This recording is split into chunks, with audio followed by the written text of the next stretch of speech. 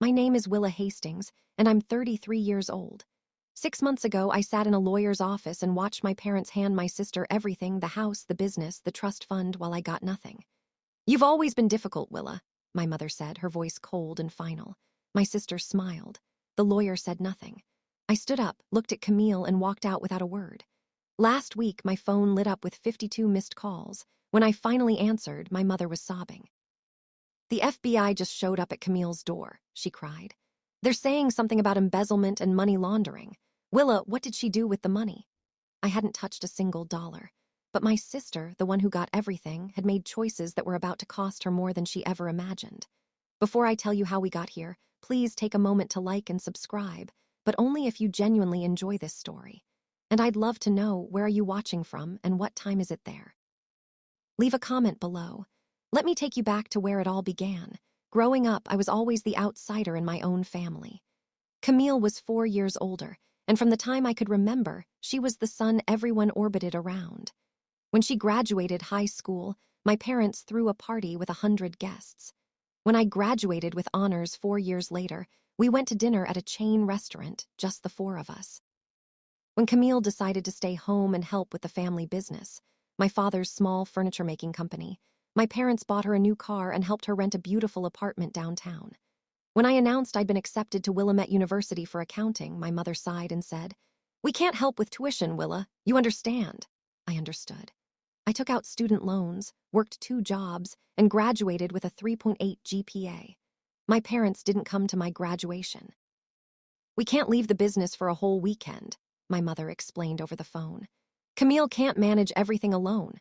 Camille posted photos from a wine-tasting trip that same weekend. I moved to Eugene, got my CPA license, and started working for a mid-size accounting firm. I paid off my loans dollar by dollar alone. I called home every Sunday. I sent birthday cards. I showed up for holidays when I could afford the flight. But every conversation felt the same. "How's Camille?" My mother would ask before I'd even finished saying hello. "She's been working so hard at the company." Then, almost as an afterthought, "How are you, Willa?" "I'm fine, Mom." "That's good, Camille really needs more help. She's doing everything herself." The message was clear. Camille sacrificed. Camille stayed. Camille mattered. I was just the one who left. 2 years before the lawyer meeting, I tried to help.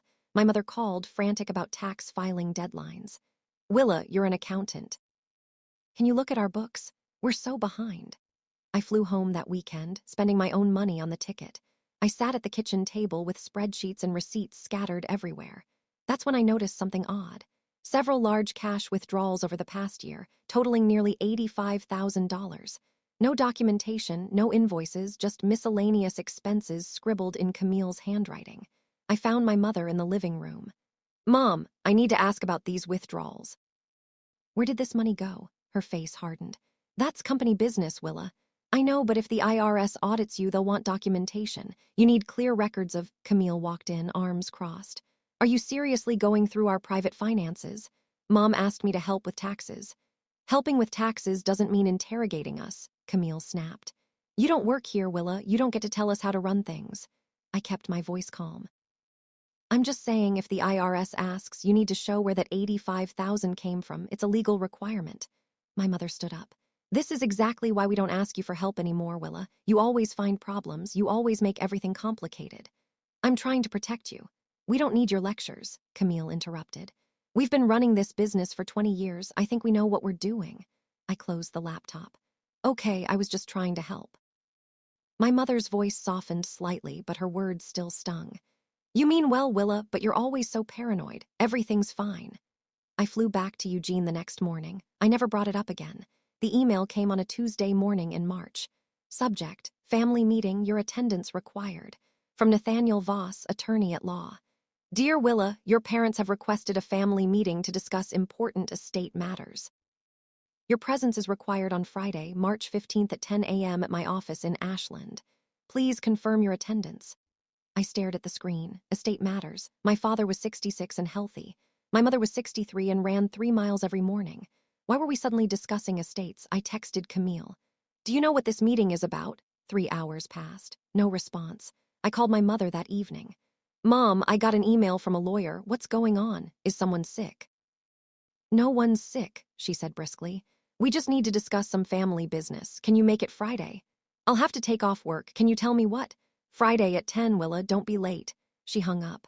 I booked a flight, requested a day off, and tried calling Camille again. Voicemail. On the plane, I ran through possibilities. Maybe they were finally setting up proper retirement accounts. Maybe they wanted to discuss selling the business. Maybe, and this thought made my chest tighten, maybe they'd finally acknowledged what Grandma Corinnesville had actually said. My grandmother had died 5 years earlier, leaving behind a trust fund she'd carefully built over decades. At the funeral, I remembered her lawyer mentioning something about equal distribution to both granddaughters. But my parents had handled everything, and I'd been too grief-stricken to ask questions. Maybe now, finally, they were ready to make things right. I should have known better. Nathaniel Voss's office was in a modest brick building off a quiet side street.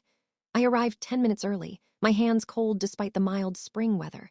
The receptionist barely looked up. Hastings meeting, conference room B, they're already inside. Already inside. Of course they were. I walked down the hall, my footsteps muffled by thick carpet.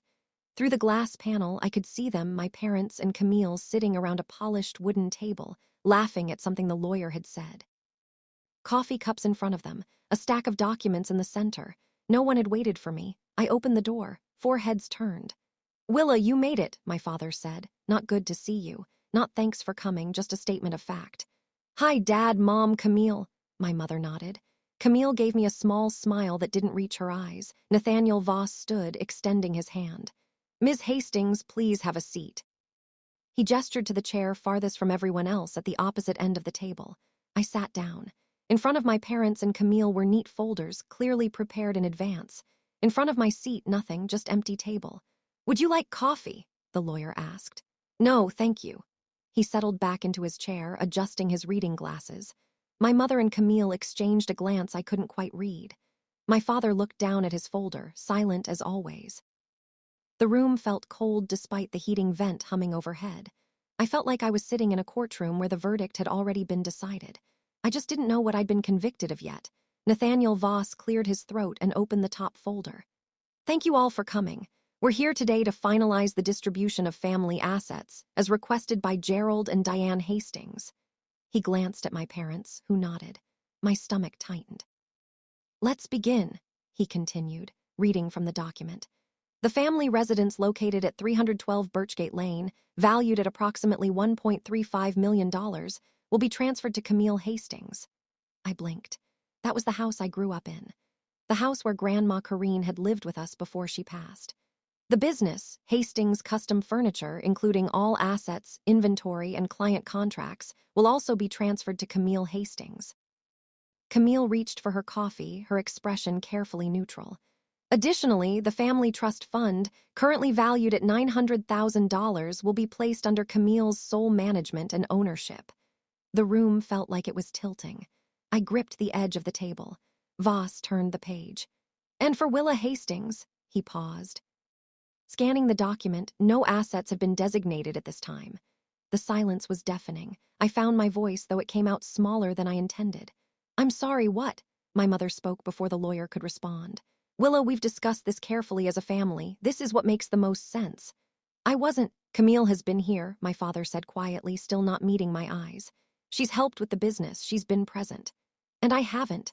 My voice cracked slightly. My mother sighed. You chose to leave, Willa. You chose your own path. Camille chose family. I felt my hands go cold. Mom, I didn't choose to leave. I went to college. I built a career. You left when we needed you, my mother said, her tone firm. Camille stayed and sacrificed. She's earned this. Earned what? Everything. Camille finally spoke. Willa, you have a good job. You're stable. You don't need this. That's not the point. My voice was shaking now, and I hated it. This isn't about need. This is about fairness, about family. Family is about being there, my mother cut in. You've always been difficult, Willa, always questioning everything, always making things complicated. The word hit me like a slap. Difficult. I'm difficult because I went to college, because I built my own life. You're difficult because you only think about yourself, my mother continued. When we needed help, you were in Eugene. When the business was struggling, you were busy with your career. Camille was here, working beside us every single day. My father nodded slowly. Your sister has proven herself, Willa. We need someone dependable. Dependable. As if I'd ever let them down when they actually asked. I thought about the student loans I'd paid alone, the graduation they'd missed, the Thanksgiving I'd worked a double shift to afford a plane ticket home, only to spend the entire dinner hearing about Camille's accomplishments. "We think you'll understand eventually," my mother added, her voice softening into something almost condescending. "This is what's best for everyone." I looked at Camille. She was staring at her coffee cup, silent. "Do you have anything to say?" I asked her. She looked up briefly. "I think Mom and Dad have made their decision." No defense, no protest, nothing. I stood up. Nathaniel Voss looked startled. "Ms. Hastings, would you like to review the documents?" "You have the right to." "No, thank you," I said quietly. "I understand perfectly." My mother frowned. "Willa, don't be dramatic." "I'm not being dramatic, Mom, I'm just leaving." I picked up my purse and turned to Camille. She looked uncomfortable now, shifting in her seat. I smiled at her, not a bitter smile, not angry, just clear. "Congratulations, Camille, I hope it all works out for you." Her eyes widened slightly. "Willa, I mean it," I said. "I really do." My father stood. "Willa, you're acting like we've wronged you. This is a practical decision. The business needs continuity, and Camille has everything now." I finished. "I get it, Dad." I looked at my mother one last time. She was watching me with an expression I couldn't quite name, part annoyance, part confusion, like I wasn't responding the way she'd expected. "You're being childish," she said. "Maybe." I walked toward the door, then paused. "Just out of curiosity, what happened to Grandma Corrine's money?" "She left a trust fund specifically for me and Camille. Equal shares, I remember that from the funeral." The room went very still. My mother's face hardened. "That money went toward family expenses, the house, the business, things that benefited everyone. Including me. It benefited the family," she repeated. I nodded slowly. "Right, the family." I opened the door. "Willa," my mother called, "don't leave like this. Don't act like you're the victim here." I looked back at her. "I'm not acting like anything, Mom. I'm just going home." I walked out and closed the door behind me. The hallway was quiet. My hands were shaking, but I didn't cry. I sat in my rental car in the parking lot for 20 minutes before I could bring myself to start the engine. My phone buzzed, a text from my mother. "You're overreacting. Call me when you calm down." I turned the phone face down. As I drove to the airport, something kept nagging at me. My mother's words, that money went toward family expenses. But that wasn't what Grandma Corrine had said. I remembered the funeral clearly. I'd been 28, still paying off student loans, still trying to prove myself. Grandma Corrine had been 85, sharp as ever until the very end. She'd pulled me aside at her birthday party 2 months before she died. "I've set up a trust for you and Camille," she'd said, holding my hand. "Equal shares. I want you both to have security." "Grandma, you don't have to." "It's already done, sweetheart. My lawyer has everything arranged. $520,000, $260 for each of you." I'd hugged her, tears in my eyes. "Thank you. Use it wisely, Willa. You're smart. I'm proud of you." At the funeral, her lawyer, not Nathaniel Voss, someone else, had briefly mentioned the trust. My parents had handled everything, saying they'd take care of the details since I had to fly back to Eugene for work. I'd never seen a single document. I'd never received a single dollar. And I'd never asked. I'd trusted them. By the time I boarded my flight, a plan was forming. I got home to Eugene at 9 p.m., exhausted and numb. I dropped my bag by the door, made chamomile tea I didn't drink, and opened my laptop. My email archive went back 12 years. I searched for Corrine Ashdown, my grandmother's maiden name, the one she'd used for legal documents. 43 results. I scrolled through birthday messages, forwarded recipes, photos from holidays. Then, dated November 8th, 5 years ago, 2 weeks after her funeral, I found it. Subject: Estate documents, Corrine Ashdown from Renata Cole at an estate law firm. "Dear Ms. Hastings, per your grandmother's instructions, please find attached a copy of her last will and testament for your records. Should you have any questions about the distribution of assets, please don't hesitate to contact our office." I clicked the attachment, a PDF 23 pages long. My hands were shaking as I scrolled through the legal language. Property disposition, personal effects, and then on page 16 I found it. Section 7, Trust Fund Distribution. "The sum of $520,000 held in trust at First National Bank shall be divided equally between my granddaughters, Willa Marie Hastings and Camille Catherine Hastings, each receiving $260,000. This distribution shall occur no later than 90 days following my death, administered by Renata Cole, escrow, equal shares." I checked the date again. 5 years ago. I'd never received anything. Not a check, not a call, not even a letter explaining where the money had gone. I read the paragraph 3 more times, then printed the entire document. I labeled the folder Grandma's will and placed it in my desk drawer. Then I closed my laptop and sat in the dark. 2 weeks after the lawyer meeting, Camille posted on Facebook. I was having coffee before work when the notification popped up. She'd tagged me in a photo. The image showed her standing in front of my childhood home holding a glass of champagne. The caption read, "Officially mine. Thank you, Mom and Dad, for trusting me with our family legacy. Family is everything." 60-some likes already, comments pouring in. "So happy for you. You deserve it. Beautiful home, beautiful person." My Aunt Denise commented, "Your grandmother would be so proud." I stared at that line for a long time. My phone buzzed. A private message from Rachel, a girl I'd known in high school. "Hey, Willa, I saw Camille's post. Did your parents give her the house? Are you okay?" I typed and deleted 3 responses before settling on "I'm fine. Family dynamics are complicated. Happy for her." Rachel replied immediately, "If you ever want to talk, I'm here." I liked the message but didn't respond. Over the next week, Camille posted 6 more times. A photo of her new office at the furniture company. A picture of paperwork labeled Hastings Trust Fund. A selfie with our parents captioned, "Grateful for their guidance and faith in me." Not one mention of me. Not in the photos, not in the captions, not in the comments. It was like I'd been erased. My mother shared every post, adding her own comments. "So proud of my Camille." I didn't unfollow them. I didn't comment. I didn't react. But I did screenshot everything. Not because I planned to do anything with it, just because I needed proof that this was real, that I wasn't imagining the casual cruelty of being written out of my own family history. 1 month after the meeting, my mother threw a party. I found out about it the same way everyone else did. Instagram. Camille posted a video, string lights in the backyard, tables covered with food, at least 35 people laughing and talking, a banner across the porch. "Congratulations, Camille, new CEO." My sister was now the official head of Hastings Custom Furniture. I watched the video 3 times. There was my father raising a glass, my mother beaming beside Camille, Nathaniel Voss holding a plate of appetizers, cousins I'd grown up with. My uncle, even Rachel's mom, who'd always been kind to me, everyone we knew. No one had told me. The comments were full of celebration. My cousin Tara commented, "Wait, was Willa there? I didn't see her." Camille replied, "She's really busy with work in Eugene, couldn't make it." I stared at that lie. Couldn't make it, as if I'd been invited and declined. My mother didn't correct her. Another video showed Camille giving a speech.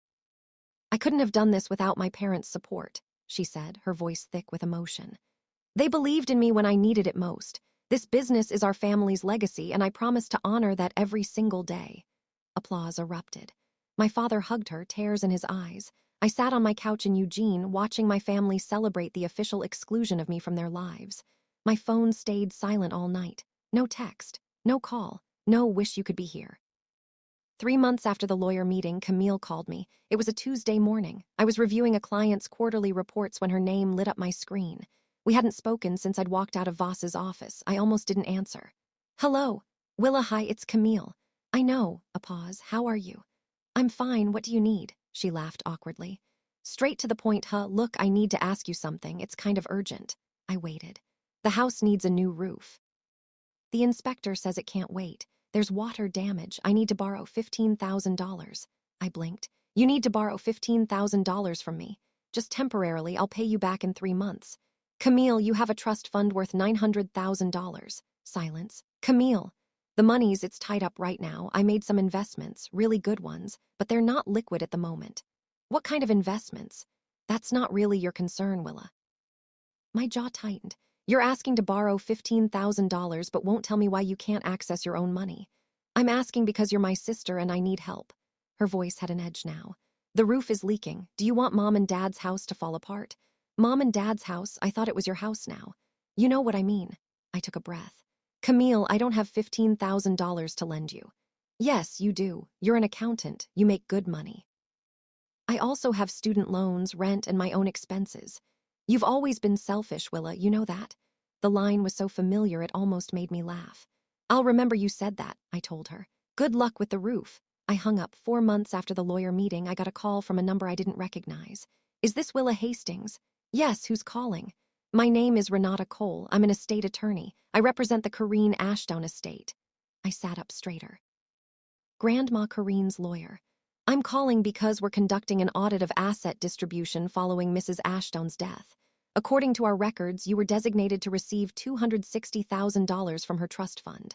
Can you confirm whether you received those funds? My heart started pounding. No, I never received anything. Nothing at all. No check, no wire transfer, no communication from our office or the bank. Nothing. My parents told me the money went to family expenses. I heard typing on the other end.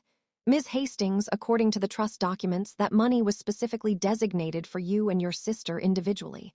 It was not meant for general family use. I have a copy of the will, I said. I printed it from an email you sent me 5 years ago. Good, hold on to that. More typing. Ms. Hastings, I need to ask, did you sign any documents releasing your claim to those funds? No, I was never asked to sign anything. Did anyone contact you about the distribution at all? No, just my parents saying they'd handled everything. Renata Cole was quiet for a moment. This is concerning. According to our records, the full amount was transferred to your father's account as trustee, with explicit instructions to distribute it to both granddaughters within 90 days. That was 5 years ago. What does that mean? It means I need to contact your family's attorney and your parents immediately. Something's very wrong here. Renata Cole called me back 3 days later. Ms. Hastings, I've reviewed the trust distribution records. I need you to email me that copy of the will you mentioned. I sent it immediately. Perfect, she said. This confirms what I suspected. Your grandmother's will explicitly states equal distribution to you and Camille. Your parents had no legal authority to redirect your portion. What happens now? I'll be contacting your parents and their attorney. We'll need to resolve this formally. There may also be some additional complications. What kind of complications? She hesitated. I've noticed some irregular activity regarding the trust fund that was transferred to Camille. Large withdrawals, transfers to unfamiliar accounts. It's possible there are tax implications or other legal issues. I can't say more until I investigate further. My stomach dropped. Camille's words echoed in my mind. The money's tied up in investments. Ms. Hastings, I want to be clear. You've done nothing wrong. You're the victim of what appears to be misappropriation of estate funds. My job now is to make sure you receive what your grandmother intended. Do I need to do anything? Not yet. I'll handle the legal outreach, but I need your permission to proceed on your behalf. You have it. Good. One more thing. Do not discuss this with your family yet. If there are legal issues brewing, I don't want anyone tampering with evidence or moving assets around. I understand. After we hung up, I sat at my desk staring at nothing. I hadn't wanted a fight. I hadn't wanted revenge. I just wanted to know the truth. Now the truth was coming whether my family was ready or not. If you're still with me, I want to ask, have you ever been treated unfairly by your own family? Have you ever had to choose between staying silent and demanding what's right? Drop a comment below. I read every single one. And if you think this story is worth sharing, please hit that like button and subscribe. Now let's get to what happened next, because this is where everything changed. 6 months after the lawyer meeting, everything exploded. I was in a client meeting, my phone face down on the table when I felt it start vibrating. Once, twice, 3 times in a row. I ignored it. When the meeting finally ended an hour later, I picked up my phone and froze. 52 missed calls, 12 from my mother, 6 from my father, 34 from Camille, plus 23 text messages. The most recent from my mother, sent 2 minutes ago. Willa, answer your phone, emergency. My hands shook as I scrolled through the messages. Camille, call me now. Camille, Willa, please, this is serious. My father, pick up. My mother, this is urgent. The last text was from Camille, sent 60 seconds ago. The FBI is here, call me. My heart stopped. I stepped into an empty conference room and called my mother back. She answered on the first ring. Willa, oh my God, finally. Mom, what's happening? What's going on? She was crying, actual gasping sobs. They're here. The FBI is at Camille's house right now. They came with a warrant. They're taking computers, files, everything. What? Why? They're saying something about embezzlement, money laundering. Willa, what did Camille do with that trust fund money? I gripped the edge of the table. Mom, I didn't touch that money. I never received any of it. But Camille said what? My mother's voice broke. She said you reported her for something. She said this was your fault. Mom, I didn't report anyone, I said slowly. I don't even know what's happening. They're questioning her right now. They showed her documents, transactions, account numbers. Willa, they think she stole money. From who? I don't know. My mother was hyperventilating. They mentioned fraud, international transfers, some kind of investment scheme. Your father's been trying to call his lawyer, but no one's answering. I heard shouting in the background, my father's voice, angry and desperate. Willa, you have to help. You're an accountant. You understand these things. You can explain to them that Camille didn't know. Mom, stop. My voice was firmer than I'd ever used with her. I can't help with this. I don't know anything about Camille's finances. But you work with the FBI on tax cases, don't you? No, Mom, I work with the IRS sometimes. That's completely different. Well, you have to do something. She's your sister. I'm not involved in this. There was a crash in the background, the sound of something heavy falling. My mother screamed. Mom, what's happening? They're taking everything. The computers from the office, the filing cabinets. Willa, they're treating her like a criminal. My father's voice came through, distant but clear. Deanne, get off the phone. The lawyer said not to talk to anyone. This is our daughter, my mother shrieked back. Then to me, Willa, please, please help us. We don't know what to do. I closed my eyes. Mom, you need to hire a criminal defense attorney, not a family lawyer, a criminal attorney. Criminal. She started sobbing again. My baby girl isn't a criminal. Then she'll need a lawyer to prove that. How can you be so cold? I didn't have an answer. I hung up and immediately searched for the story online. The first result was from local news, posted 20 minutes earlier. FBI raids local business owner's home in financial fraud investigation. Federal agents executed a search warrant Friday morning at a residence in Ashland, Oregon, as part of an ongoing investigation into alleged money laundering and investment fraud. Sources say the investigation involves connections to an international pyramid scheme that defrauded investors of millions of dollars. The homeowner, whose identity has not been released pending charges, allegedly transferred over $640,000 into accounts linked to the scheme. $640,000. The trust fund had been $900,000. Camille had clearly spent or transferred most of it. I called Renata Cole. Ms. Hastings, I was about to call you, she said. Are you aware of what's happening with your sister? I just heard. My mother called me in a panic.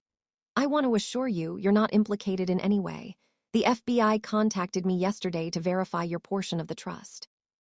I confirmed you never received your funds and they've cleared you from the investigation. Relief flooded through me. What happened? What did Camille do? From what I understand, she was approached by an investment group promising high returns. She transferred a substantial amount from the trust into their accounts. Turns out the group was a front for an international money laundering operation. Did she know? That's what they're investigating. If she didn't know, she's a victim.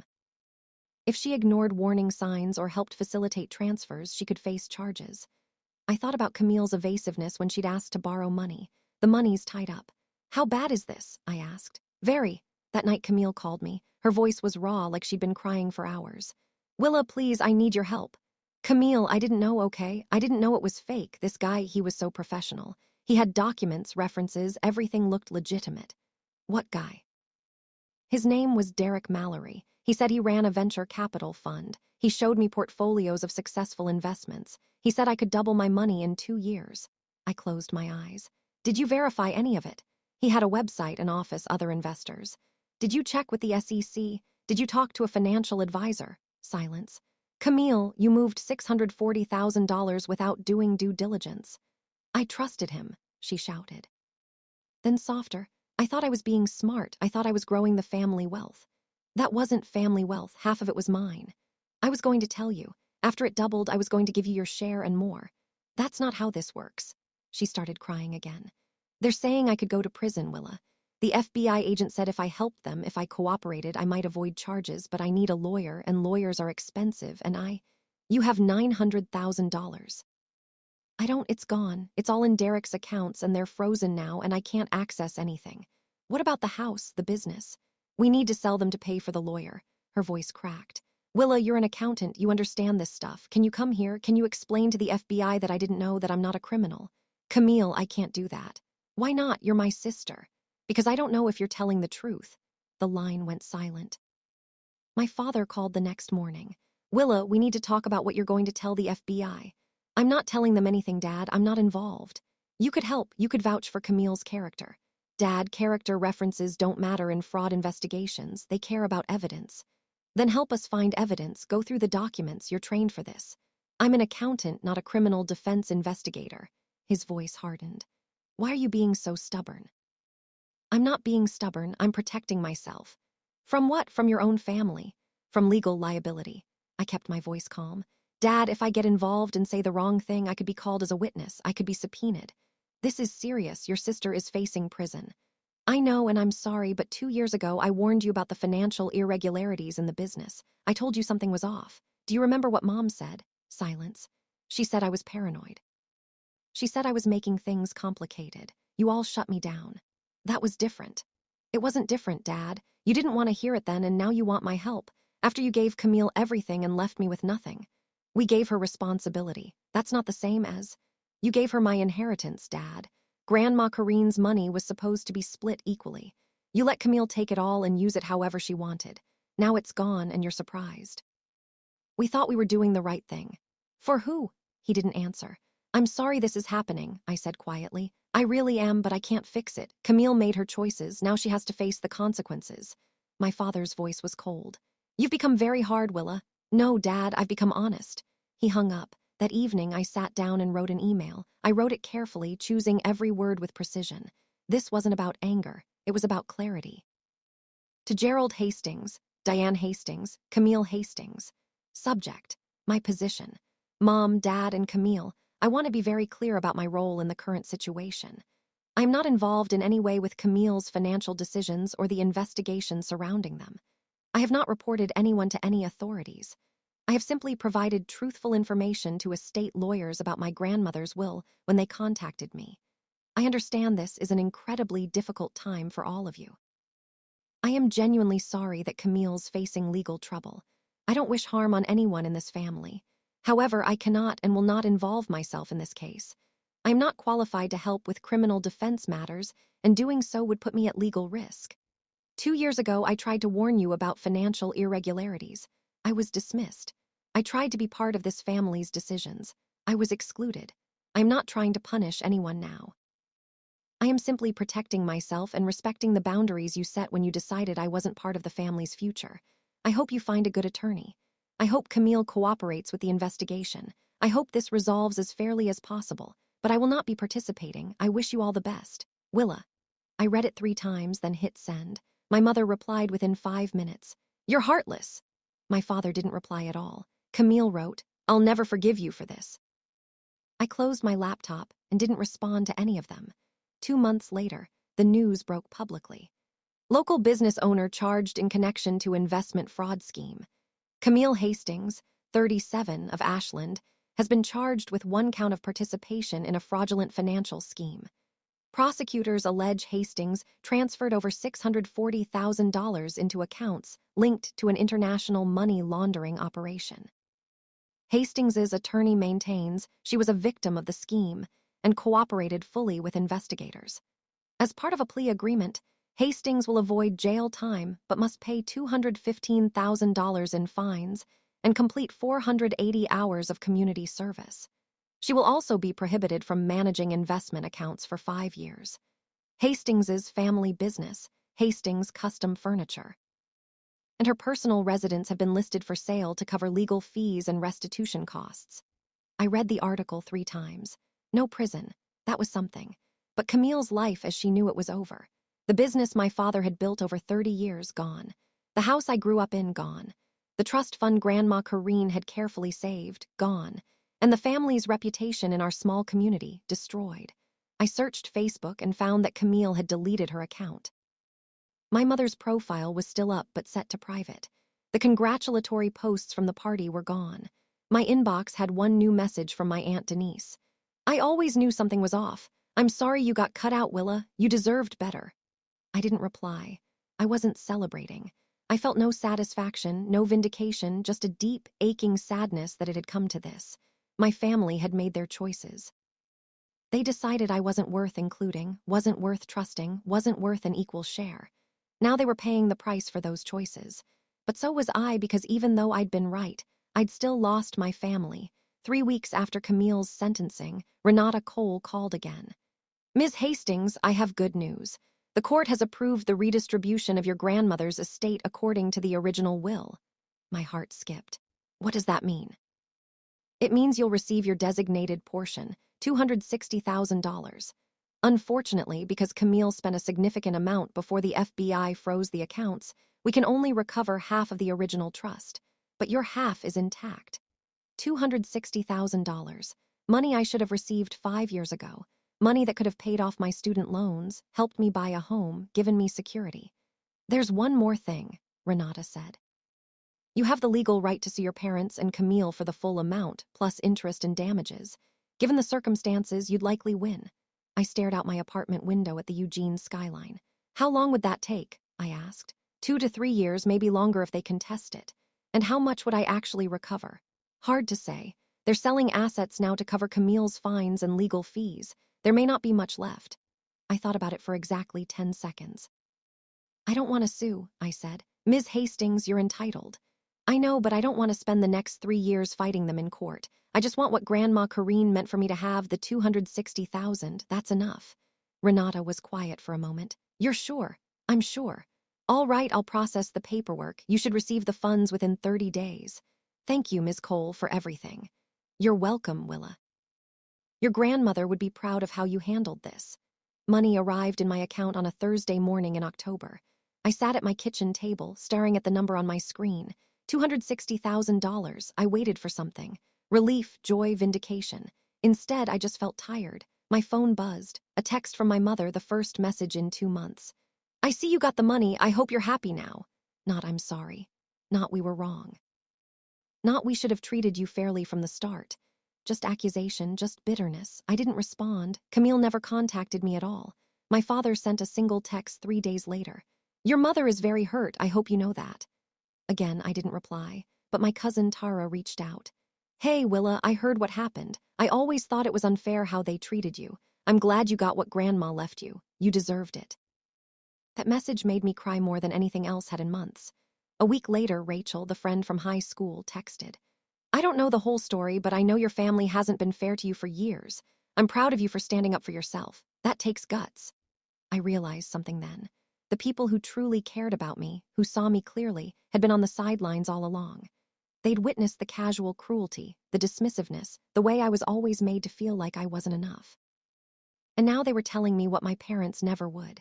You deserved better. I didn't need my family's apology. I needed my own peace. And for the first time in months, sitting in my small apartment with those kind messages on my screen, I felt something close to it. I spent 2 weeks thinking carefully about what to do with the money. The first thing I did was pay off my student loans, all $52,000. I clicked the Pay in Full button and watched the balance drop to 0. For the first time since I was 22 years old, I owed nothing. Next, I put a down payment on a small 1-bedroom condo in Eugene. Nothing fancy, just a place that was mine, a place no one could take from me.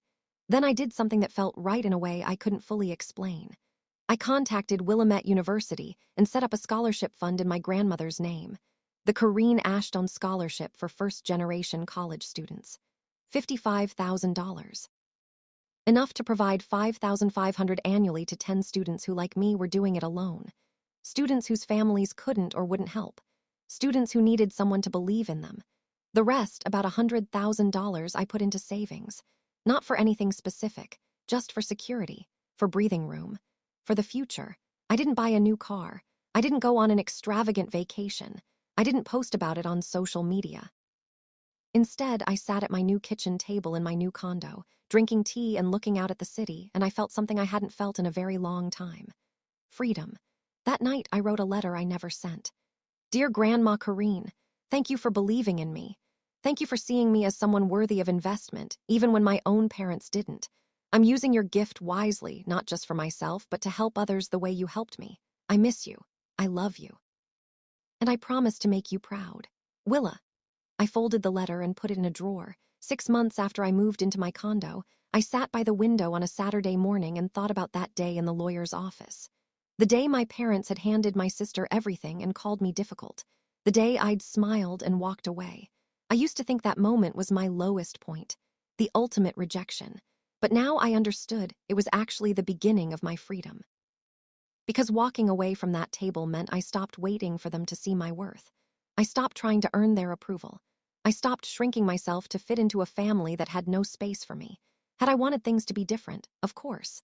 Did I wish my parents had loved me and Camille equally, every single day? but wishing didn't change reality. And reality was this: my family had made their choices.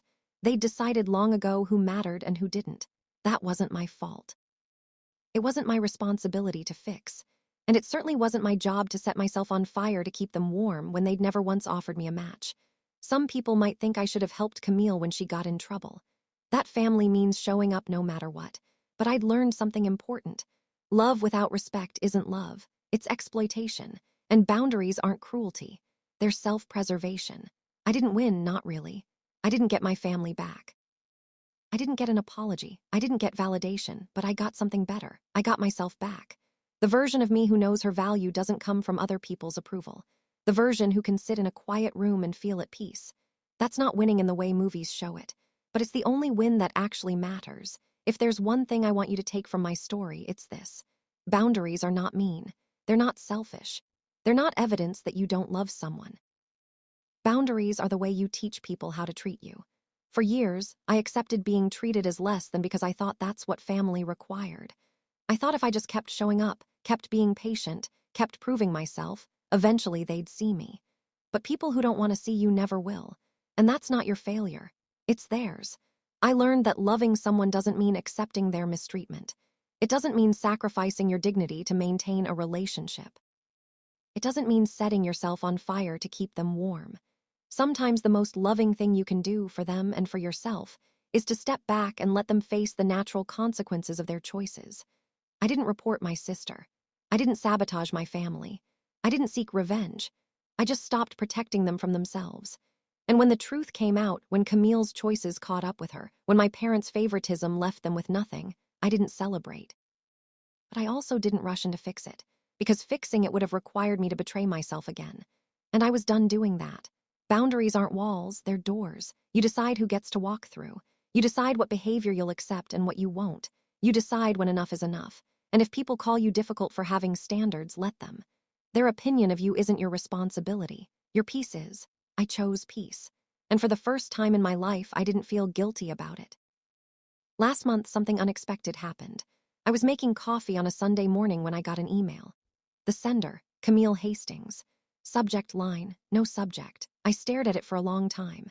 My finger hovered over the delete button, then over the open button. I did neither. Instead, I moved it to a folder labeled later and closed my laptop. Maybe one day I'll read it. Maybe I'll find out she's finally ready to apologize or to take accountability or to acknowledge what she did. Maybe the email says she's sorry, or maybe it says she still blames me, I don't know. And right now I don't need to know, because I've built a life I'm proud of. A life where I wake up without dread, where I make my own choices, where I'm not constantly trying to prove I'm worth something to people who've already decided I'm not. I have friends who see me, a job I'm good at, a home that's mine. I have peace. And that peace isn't dependent on whether my family ever understands what they did to me. It's not dependent on whether they apologize or change or suddenly realize I deserved better. It's just mine. Someday, maybe next month, maybe next year, I might open that email. But today, I'm choosing me. I'm choosing the version of myself who knows that walking away wasn't giving up. It was growing up. And if my family ever wants to be part of my life again, they'll have to meet me where I am now, not where I used to be. Small, accommodating, desperate for their approval. But here, strong. Boundaried, free. For the first time in my life, I'm not waiting for anyone's permission to be okay. I already am. Thank you for staying with me until the end. If you've ever had to set boundaries with people you love, drop a comment below. You're not alone in this. Welcome to Velmora Tales, where every story explores the messy, complicated, unforgettable side of family. Subscribe if this one stayed with you.